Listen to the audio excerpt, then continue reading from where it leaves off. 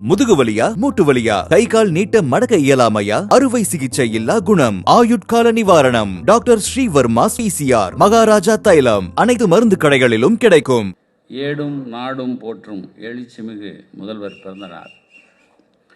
இந்த இனிய பிறந்தநாள் விழாவினை வெற்றிகரமாக நடத்தி கொண்டிருக்கும் எங்கள் அருமை அமைச்சர் மாசு அவர்களே, அவருக்கு துணை நிற்கும் அண்ணன் துரைராஜ் அவர்களே, மேடையில் என்னோடு அமர்ந்திருக்கும் அவங்களோட நான் அமர்ந்திருக்கேன் அண்ணன் மருத்துவர் காந்தராஜ் அவர்களே, எங்கள் அன்புக்குரிய என்றாம் அவர்களே, அருமை அண்ணன் ரங்கராஜ் பாண்டே அவர்களே,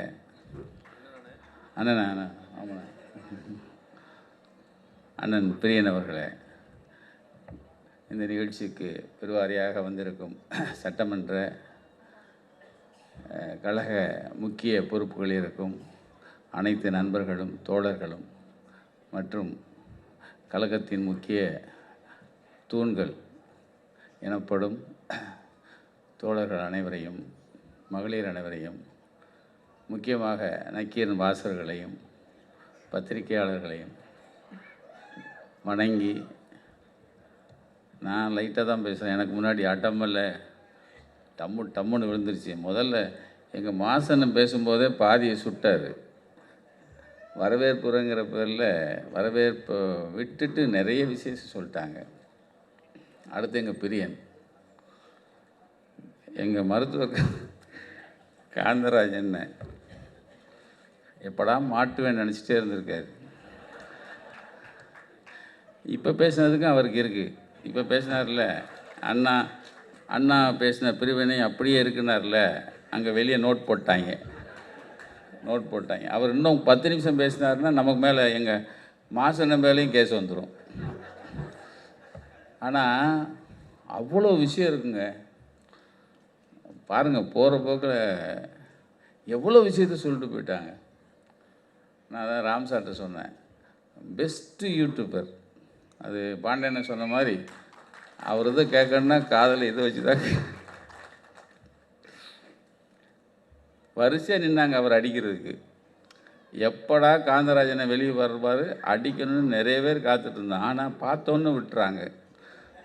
அது காரணம் அவ்வளோ விஷயக்காரங்க. எனக்கு நம்மளை போகிற போக்கில் கிட்டி விட்டு போயிட்டார். நான் நம்மளையும் ராஜீவ் கொலையில் என்னையும் தான் பிடிக்கிறதுக்கு தெரிஞ்சாங்க. எனக்காவது பரவாயில்லைங்க. என் வரவேற்புக்கு எனக்கு பாம் குரோல் நடந்தது. அப்போ பிரபாகரன் கூட இருக்கிற பேபி சுப்பிரமணியம் வந்துட்டு போனார். எனக்கு ஒரு படம் தம்பி கொடுத்துச்சின்னு சொல்லி படம் கிஃப்டாக கொடுத்துட்டு போனாங்க. அந்த ஒரு படத்துக்காகவே என்னை உள்ளே தூக்கி வைக்க போகிறாங்கன்னு சொன்னாங்க. இப்போ அண்ணன் போகும்போது சொன்னார், போகிற போக்கில் நான் பிரபாகரனோடய இருந்தேங்கிறார். அப்புறம் இவர் விட்டுருப்பாங்களா? இதில் இன்னொரு புது தகவல் வேறு சொல்லிவிட்டார், நான் வீரப்பனோட இருந்தேனார். இது எப்போ தெரியாமல் போச்சே? ஜெயலலிதாவுக்கு தெரியாமல் போச்சு. இல்லைன்னா எனக்கு அடுத்து போடால் அவருக்கு தான். ஆக எல்லாத்துலேருந்தும் தப்பிக்கிறதுங்கிறத விட அந்த விஷயத்தானம் உண்மையிலேயே கடைசியில் பேச வச்சுருக்கணும். எங்கள் அண்ணனை கடைசியாக பேச வச்சு கலன்னு, அது அண்ணன் சொன்ன மாதிரி, பாண்டியனை சொன்ன மாதிரி எல்லா பால்லையும் சிக்ஸர். ரொம்ப சந்தோஷமாக இருந்தது. அது பாண்டியன்னா அவர் குருநானக் காலேஜுக்கு பேச வந்தால் எப்படி பேசுவார் அது மாதிரி பேசிட்டு போயிட்டார். ஒரு காலேஜ் ஸ்டூடெண்ட்டுக்கு என்னெல்லாம் பேசுவாங்களோ. ஆனால் அவருக்கு ஒரே சந்தேகம் என்னென்னா, மாற்றாரும் போற்றும் மகத்துவ ஆட்சி. நாங்கள்லாம் என்ன, நான் கம்பெனி ஆர்டிஸ்ட்டு. நான் எங்கள் ராமனெல்லாம் நான் கம்பெனி ஆர்டிஸ்ட்டு. நீங்கள் தொழிலுக்கு புதுசு இங்கே. ஆனால் மாற்றாரும் போற்றும் மகத்துவ ஆட்சின்னு நம்மளை நம்ம இவங்கெல்லாம் மதிக்கிறாங்களே, அதை எடுத்து சொல்லுங்கன்னு தான் அவர் கூப்பிட்டுருக்காரு. அதுக்காக தான் கூப்பிட்டாரோ இல்லையே. என்ன நம்மளை விட்டு அவங்களாம் எப்படி பிரிக்கிறது? அதாவது ஐயன் திருவள்ளுவர் ஒரு குறளில் சொல்வார், அந்த சனியை வேறு மறந்து தொலைச்சிட்டேனே. குடிதழுவி கோல் வச்சு மாநில மன்னன் அடிதழுவி நிற்கும் உலகு. அது வந்து கலைஞருக்கும் பொருந்தும், அண்ணன் தளபதிக்கும் பொருந்தும். ஏன்னா ஒரு மாநில மன்னன் என்ன செய்கிறாரோ அதை அடியொற்றி மற்ற மாநிலங்கள்லாம் காப்பி அடிக்கிறது இருக்குல்ல, அது எங்கள் மாசு ஒன்று அழகாக சொன்னார். அதுக்கு முன்னாடி எல்லாரையும் அரவணைச்சு போகணும். இப்போ பாண்டியன் சொல்லும்போது சொன்னாங்க பாரு, ஏன்னா எல்லாமே சேர்ந்து கூட்டணிலாம் சேர்ந்து ஒரே கட்சியாக தெரியுது அப்படின்னு சொல்லி. அதுக்கு நல்ல உதாரணம், அனைத்து கட்சி இந்த தொகுதி வரையறதுக்காக அனைத்து கட்சி கூட்டம் போட்டிருந்தாங்க. நீங்கள் ஒரு பரபரப்பாக இருந்துச்சு 5ஆம் தேதி. அப்போ எனக்கு வந்து 4ஆம் தேதி 5ஆம் தேதி 4ஆம் தேதி வந்து எனக்கு வந்து ரகசியமாக எனக்கு ஒரு ஃபோன் வருது. அண்ணே வாழ்த்துக்கள்ண்ணே, உங்களுக்கு விருது, அரசாங்க விருதுன்னாங்க. நான் யார்கிட்டையும் சொல்லல, எனக்கு வந்து கலைஞர் எழுதுகோள் விருது எனக்கு உங்களை தேர்ந்தெடுத்திருக்காங்கன்னு சொன்னாங்க. இது 5ஆம் தேதி. 4ஆம் தேதி நான் அதை ஒன்றுமே யார்கிட்டையும் சொல்லலை. ஏன்னா சொன்னவர் உண்மையை சொன்னாரா பொய்யை சொன்னாரா, நம்மளை ஏன் எழுதுகோள் விருது சரியான விருது, அது பெரிய விருது, நம்மளை எப்படி தேர்ந்தெடுத்தாங்க அப்படின்ட்டு நான் யார்கிட்டையும் சொல்லலை. நான் என்ன நினச்சேன், காலையில் அறிவிப்பு வரும், அறிவிப்பு இருந்தால் சொல்லிடலாம். காலைல முறை சொல்லி பார்த்தேன், அறிவிப்பு வரல. ஏதாவது செய்தி வரும், வரல அப்படியே இருந்தது. அன்னைக்கு சாயந்தரம் வைத்தியநாதன் ஃபோன் பண்ணாங்க, அது செய்தித்துறை ஐஏஎஸ். அண்ணன் கன்க்ராச்சுலேஷன் உங்களுக்கு விருதுனார். ஏங்க இது என்னங்க சத்தம் இல்லாமல் கொடுக்குறாங்க, நீங்கள் என்னங்க அறிவிப்பே கொடுக்கல, நாளை காலையில் இருந்துக்கிட்டு இப்போ நீ சத்தம் இல்லாமல் சொல்கிறீங்க அப்படின்னே. இல்லைண்ணே வரும்ண்ணே அப்படின்னார். அடுத்த நாள் காலையில் எனக்கு 10 மணிக்கு வர சொல்லிட்டாங்க. போனேன். 10 மணி ஆச்சு, 10:30 ஆச்சு, 10:45 அப்புறம் ஏன்னா அண்ணன் வர்றதுக்கு கொஞ்சம் லேட் ஆகிடுச்சு. அப்போ ஒருத்தர் வந்தார், அண்ணே ஒன்றும் இல்லை, அப்போலோ போயிட்டு வந்துடுவாங்க அண்ணன் அப்படின்னு ஒரு மெய்காப்பாளர் வந்து சொல்கிறார். 10:50 ஆச்சு. இன்னொருத்தர் வந்தார், முக்கியமான ஆள். அண்ணன் வந்து உங்கள்கிட்ட சொல்ல சொன்னாங்க, அப்போலோ போயிட்டு வந்துடுவாங்க, கொஞ்சம் தாமதமாகிடுச்சு, கோச்சு வேணான்னு சொன்னாங்க. மறுபடியும் இன்னொருத்தர் வந்தார். இதெல்லாம் 5 நிமிஷத்துக்கு ஒருக்க சொல்லிட்டே இருக்காங்க. 11 ஆச்சு, வரேன்ட்டாங்க. அதுக்கு முன்னாடி எனக்கு 6 பேர் வந்து வருத்தம் தெரிவித்தாங்க லேட்டாகிறது. மறுபடியும் வந்தாச்சு. வந்து என்னை பார்த்த உடனே சொன்னது, அண்ணே கோச்சுக்காய்ங்க, அம்மாவை பார்க்க போயிட்டேன், கொஞ்சம் லேட் ஆகிடுச்சுனார். அதெல்லாம் ஒன்றும் இல்லைண்ணே. என்ன அவகிட்ட பார்த்தேன், அப்போ பேசிகிட்டு இருந்தோம்.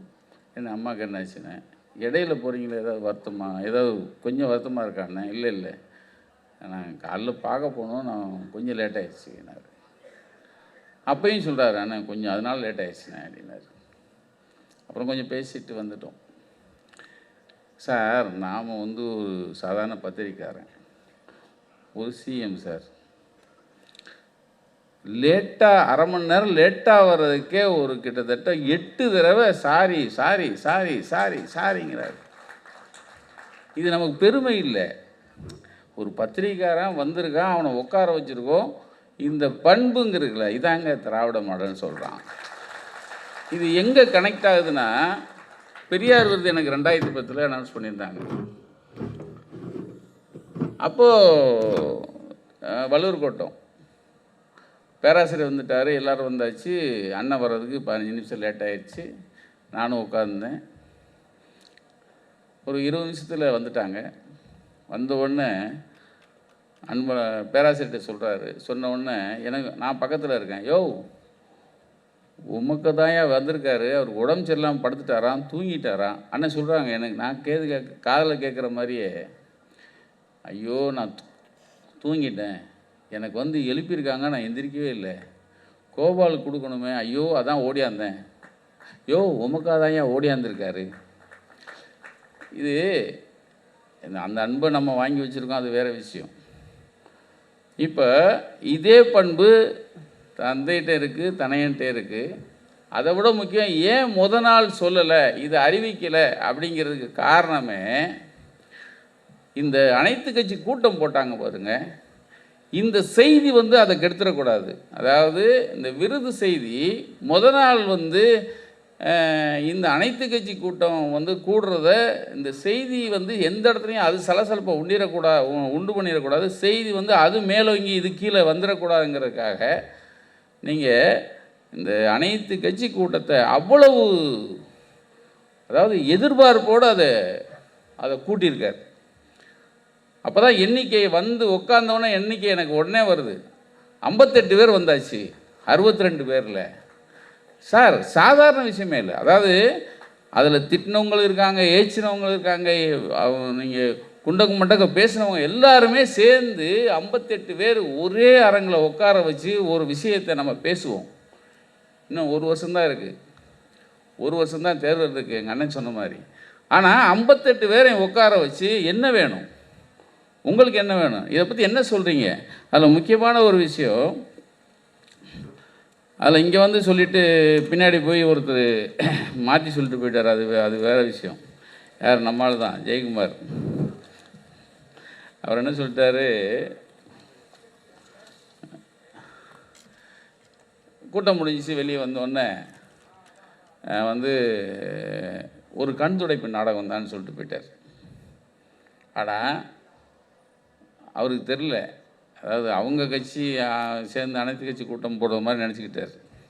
இது வந்து தளபதி ஆட்சி சேர்ந்து முடிவெடுத்த ஒரு அனைத்து கட்சி கூட்டம்.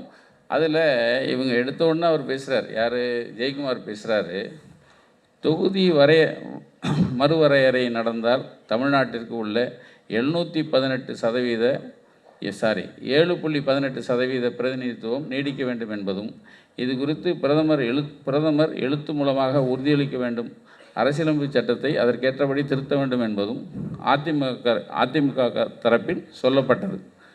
அது முதல்ல வரவேற்று பேசிட்டு இதை சொல்கிறாரு யார், ஜெயக்குமார். வெளியே போனவர் இது கண்துடைப்புன்ட்டார். ஆனால் அவர் பேசின உடனே முதல்வர் வந்து அதுக்கு பதில் சொல்கிறார். அதிமுகவின் சார்பில் நம்முடைய மாண்புமிகு ஜெயக்குமார் அவர்கள் ஒரு கருத்தை சொல்லி அதை ஏற்றுக்கணும்னு சொன்னது, அது ஏற்கப்படுகிறது. தொகுதி மறு சீரமைப்பின் காரணமாக நாடாளுமன்றத்தில் தமிழ்நாட்டின் தற்போதைய பிரதிநிதித்துவ சதவீதமான 7.18 என்பதை எக்காரணம் கொண்டும் ஒன்றிய அரசு மாற்றம் செய்யக்கூடாது என்று இக்கூட்டம் வலியுறுத்துகிறது. இது அதிமுக சொன்ன திருத்தத்தை அப்படியே தீர்மானத்தில் நாங்கள் செய்கிறோம் அப்படின்னு சொல்லி அந்த கூட்டத்திலேயே அறிவித்து இதை வந்து வெளியிடுறாங்க.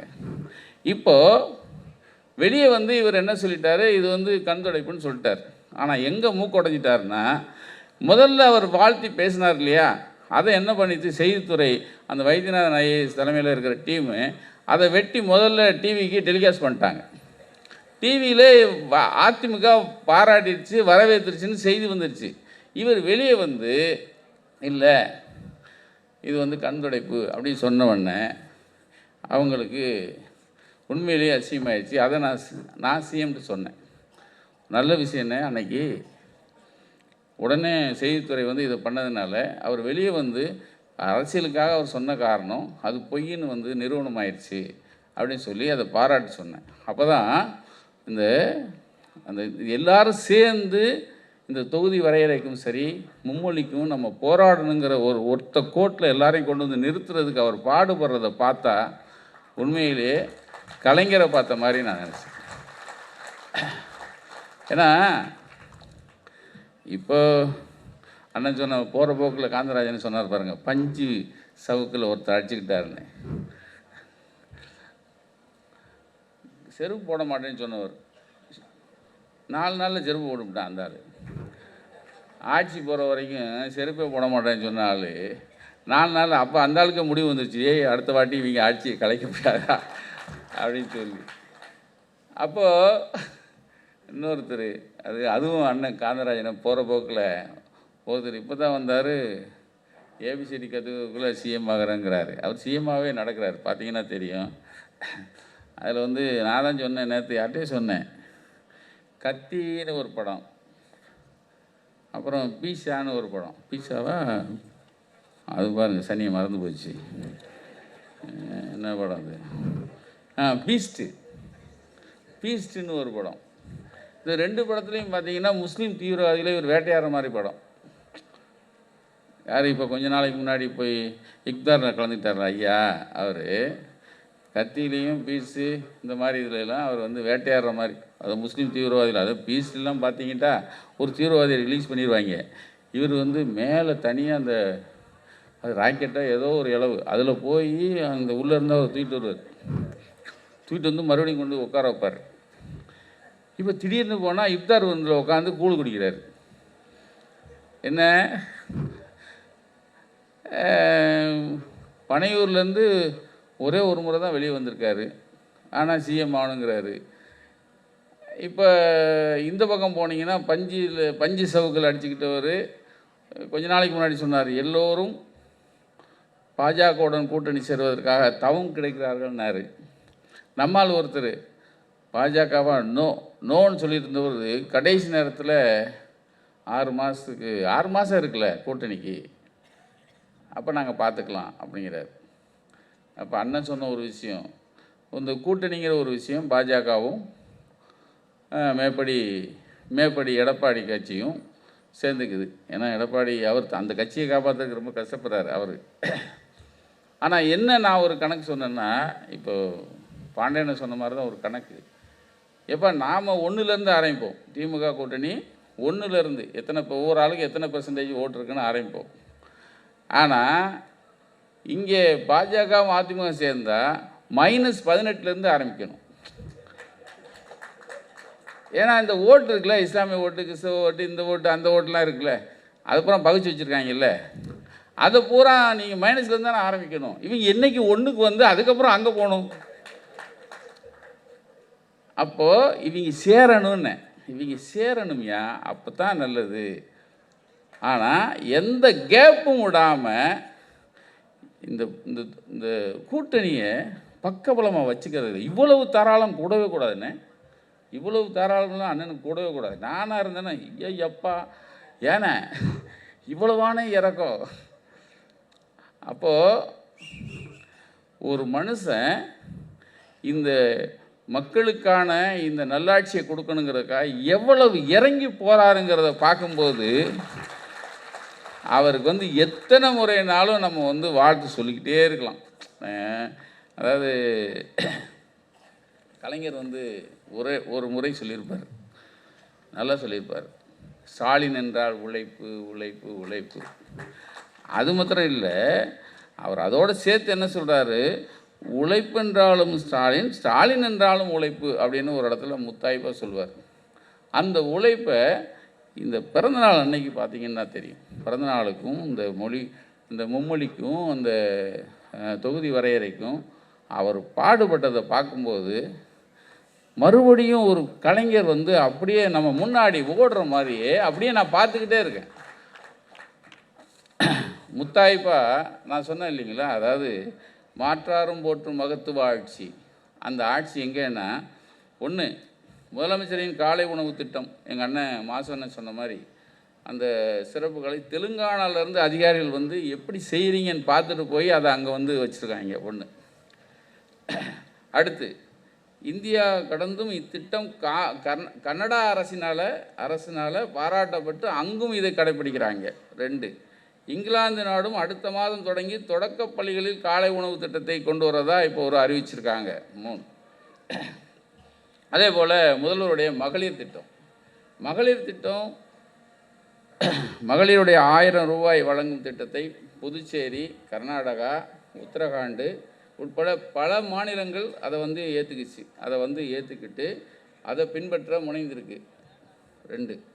அப்புறம் டெல்லி இப்போ அண்ணன் போகும்போது சொன்னார், டெல்லி மாநிலமும் இப்போ அந்த தேர்தல் நடந்த பிறகு பாஜக வந்து ஒரு உறுதிமொழி கொடுத்துருக்கு, நாங்களும் வந்து பெண்களுக்கான உரிமை தொகை தருவோன்னு சொல்லிட்டு, அது நம்மளோட கூட தரேன்னு சொல்லியிருக்கான்.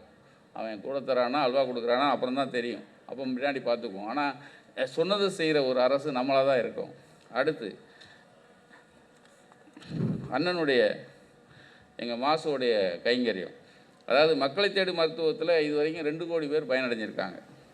அந்த 2 கோடி பேரும் வந்து நம்ம திமுக கட்சியை சேர்ந்தவங்கள, திமுக கூட்டணி கட்சியை சேர்ந்தவங்கள எல்லாரும் இருக்காங்க. அதில் அதிமுக இருக்குது, பிஜேபி இருக்குது, நீங்கள் வீணாக போன கட்சிகள் எல்லாமே இருக்குதுன்னு வச்சுங்க.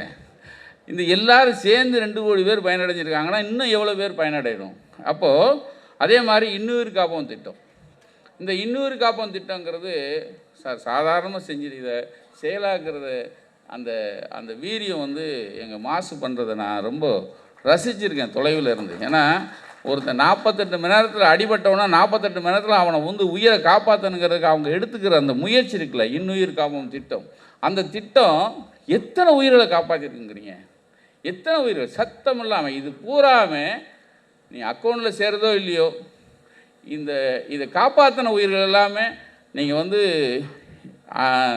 தளபதிக்கு அன்றைக்கி எப்பையும் பக்கபலமாக நிற்பாங்கிற அந்த ஒரு ஒரு ஒரு ஒரு அதாவது நான் அனுதினமும் அதை சொல்லிக்கிட்டே இருப்பேன். நான் முந்தா நாள் இரவு பேசினேன்.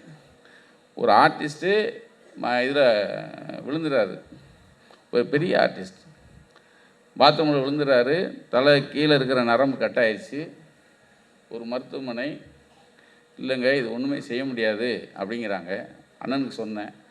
அடுத்த நிமிஷம் தேரீரி ராஜன் சொல்லிட்டு நம்ம ஜிஹெச்சோடைய டீனு, ராஜீவ்காந்தி ஜிஹெச்சோடைய டீனு லைனுக்கு வந்தார்.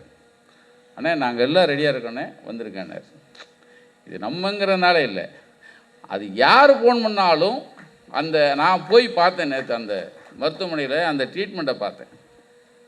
அவரோட சொந்த ஒரு 30 பேர் இருக்காங்க, 30 பேருக்கும் ஒரே மாதிரி ட்ரீட்மெண்ட்டு. அப்போ இந்த இன்னுயிர் காப்போங்கிற அந்த திட்டம் இருக்குல்ல, ஏன்னா